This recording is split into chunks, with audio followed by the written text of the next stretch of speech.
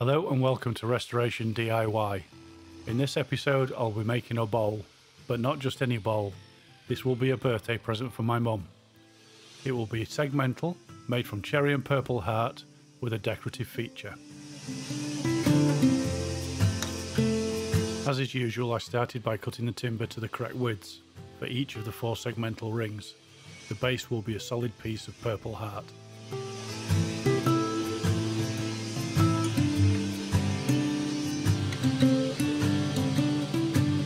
As with all my segmental projects, I began by drawing it up in CAD. The program I use is Rhino 6, a great piece of software which makes creating these projects much easier and takes a lot of the guesswork out of sizing the ring segments.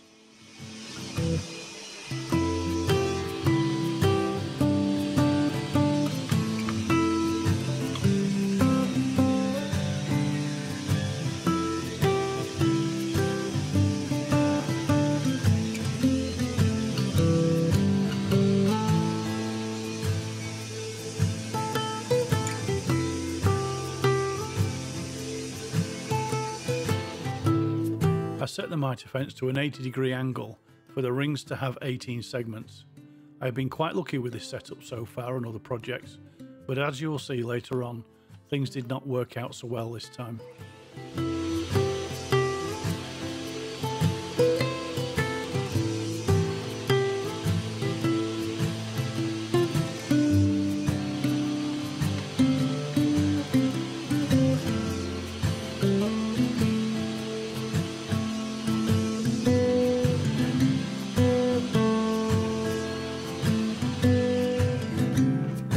The top ring segments, a quick sanding to clean the edges, then I glued them together using Type 1-2 and I used a hose clamp to hold them in place overnight.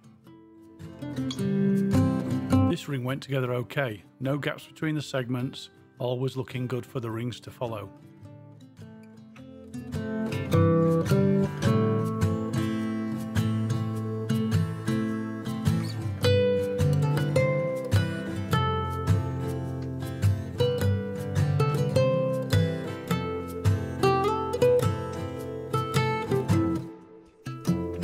This is the first of 2 plain cherry rings. Once again, a quick sanding, and then I began gluing them together. This is where I realised something had gone wrong.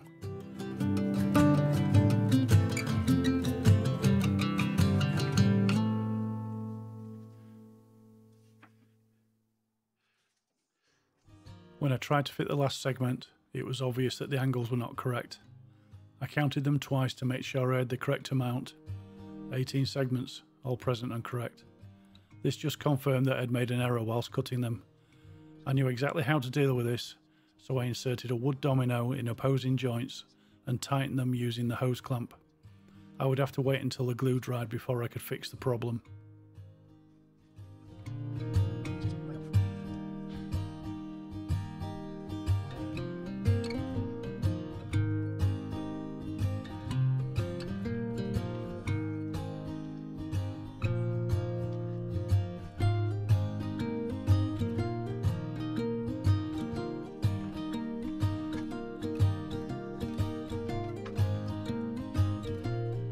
After sanding, I glued the next ring.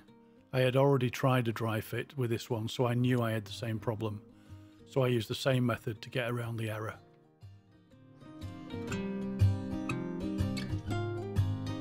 I couldn't work out how I managed to get 2 of the first 3 rings wrong. The top ring went together fine, and I didn't alter the angle on the mitre fence at all. The only thing I could think of was it must have moved slightly, throwing the 80-degree angle off.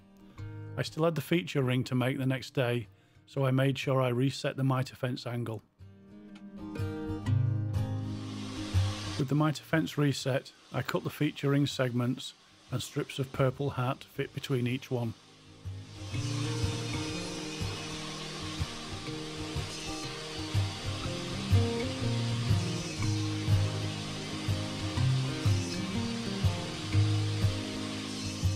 This is the dry fit of the feature ring, and the angles still do not work. The hose clamp is tight and I can still get a screwdriver in the joints. This is how I fixed the feature ring, demonstrated on a spare segment. I forgot to press record when I did it the first time round. You can see the bowl glued up in the background. Using the disc sander, I altered the angle on 3 segments until I got nice tight joints.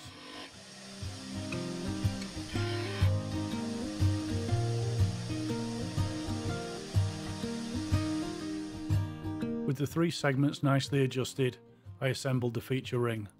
One thing to note here is I am placing the segments with a PurpleHeart at the top. This is because I noticed it had been cut with slightly different thicknesses, and I wanted the discrepancy to be uppermost, so it would be easy to sand off on the drum sander.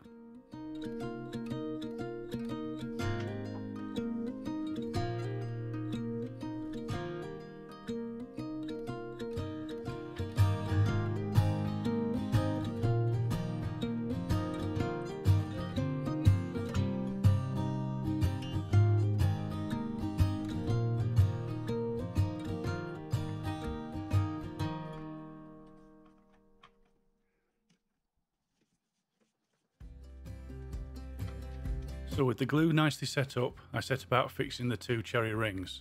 Now sadly once again I forgot to press record on the camera, but the principle was the same as before, only this time using a large disc sander I offered up the semicircular ring sections and sanded the glue faces flat to achieve a perfect fit.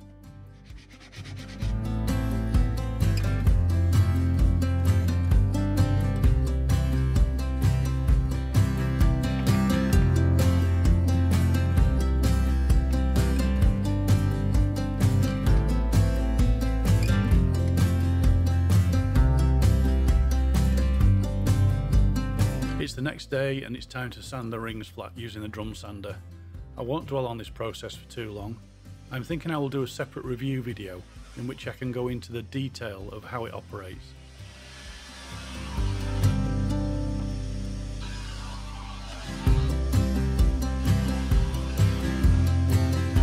It's tempting to try to take too much off with a drum sander, but you have to be careful or else it will just get bogged down and the cutout will kick in. Do that too often and you'll have to wait for up to half an hour for it to cool down.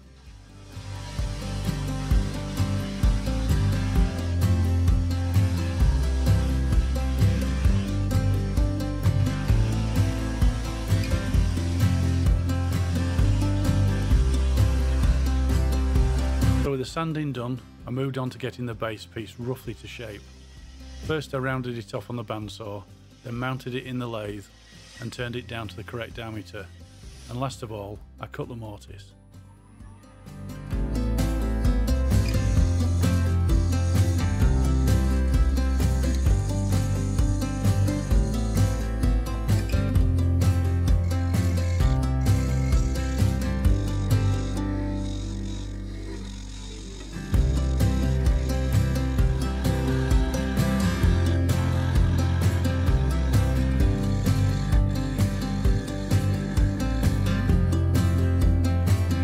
Base done, I glued the rings together and as before I used hot melt glue to hold them in place and stop them sliding around on the wet glue.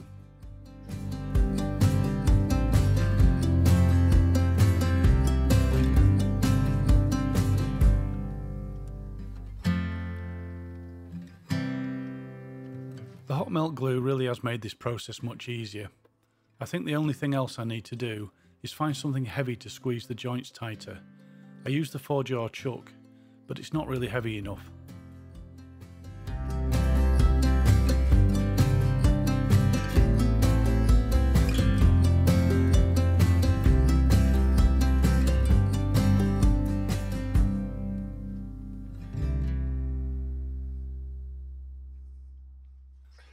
It's another day and another problem.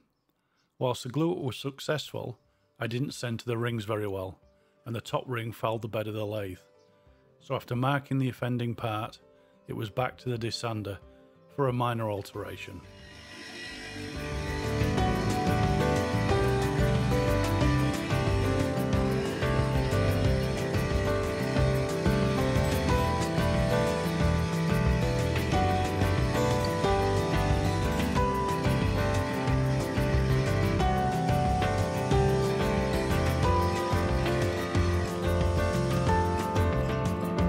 Fixed like it was never an issue, which of course it wasn't. After mounting the bowl in the lathe, I used a piece of oak and the tailstock to hold everything firmly in place.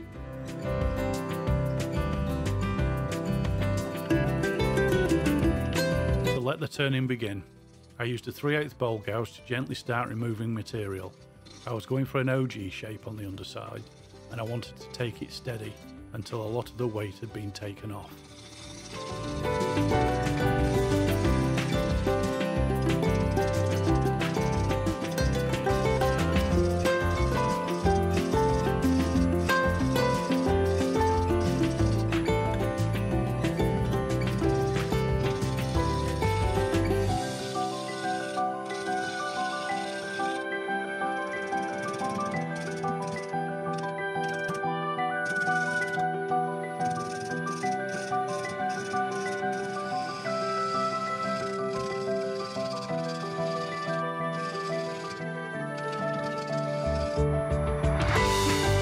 The underside was roughly to shape, so I concentrated on the rim. I also had to undercut the top ring, and for this I used a 1/4" parting tool. Sanding part of the rim off to clear the lathe bed had reduced the overhang slightly, and the undercut gave back what I was looking for.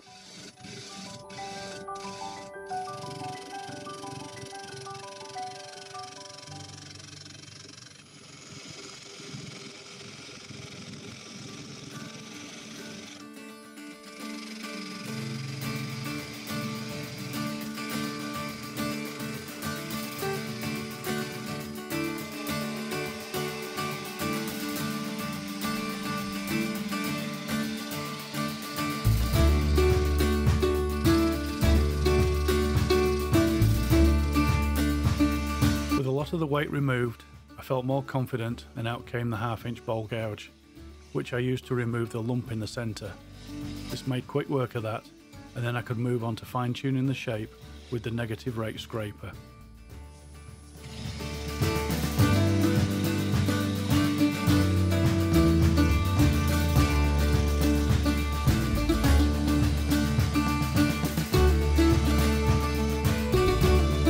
The skew chisel came in handy for getting around the underside of the rim, but I was still not totally happy with the overall shape of the underside, so I did some work on the base, then I had another go at creating the OG shape I was looking for.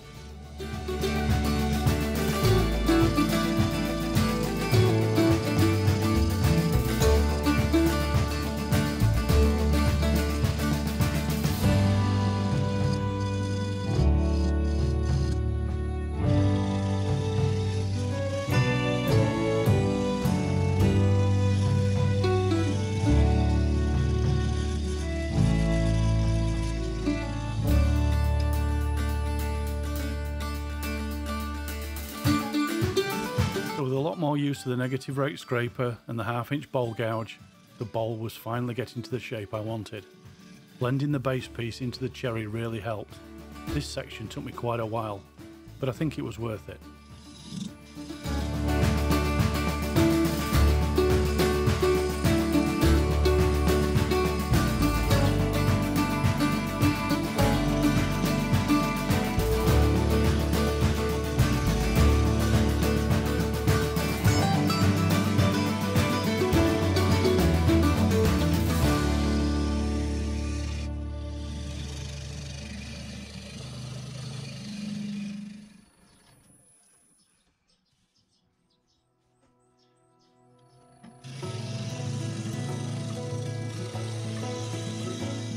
The final go with the skew chisel and the underside was finished, so I began hollowing out the inside.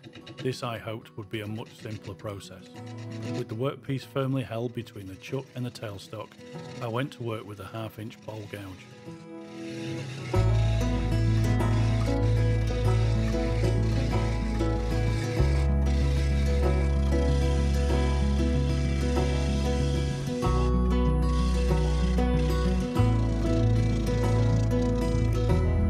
As it turned out, hollowing the inside was a fairly straightforward process.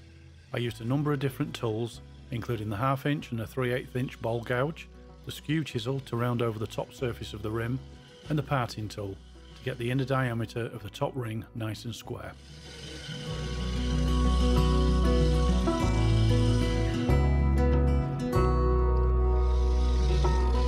As I was getting closer to the finished thickness, you can see me stopping the lathe to check I was not going to take too much out.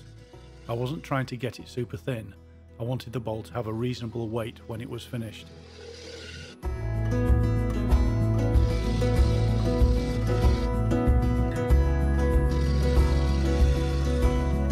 With most of the inner surface done, I removed the tailstock support. This left the bowl held only by the mortise, but it had to be done so I could finish the centre of the bowl.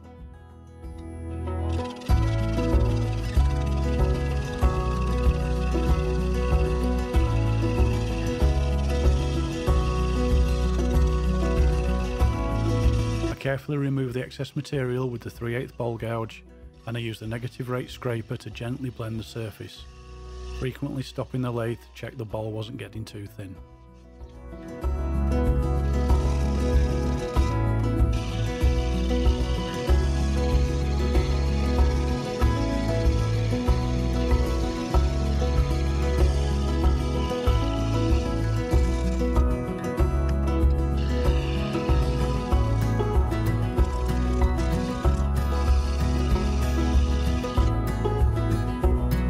With that, the bowl was more or less finished and ready for sanding.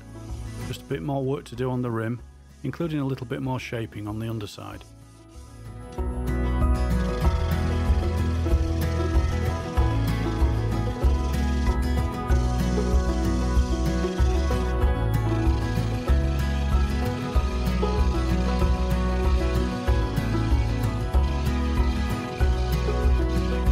Final sanding from 80 to 400 grit, and it was ready for the finish.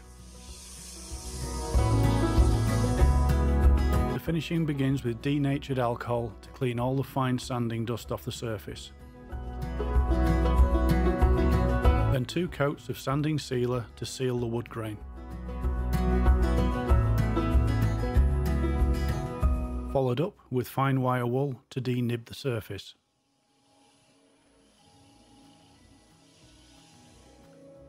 Yorkshire grit, abrasive paste, 2 good coats to polish the timber grain.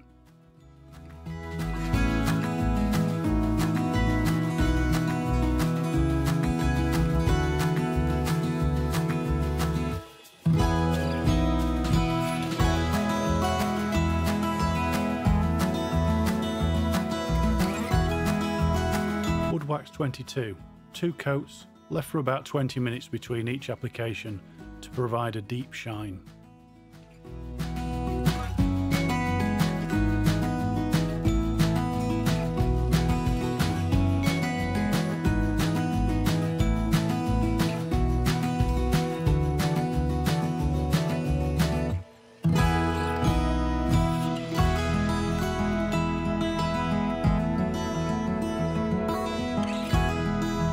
And finally, Hampshire Sheen microcrystalline wax, 2 coats to seal and protect the surface.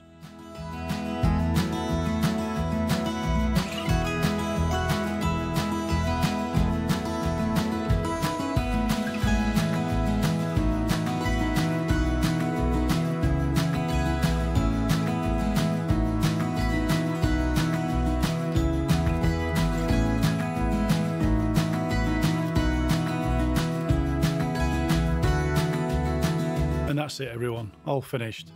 Don't forget to subscribe, a thumbs up will be great, and comments are always welcome. Until next time, goodbye for now. Oh, and just one more thing. Happy birthday, Mum. I hope you like the bowl, and I'll see you soon.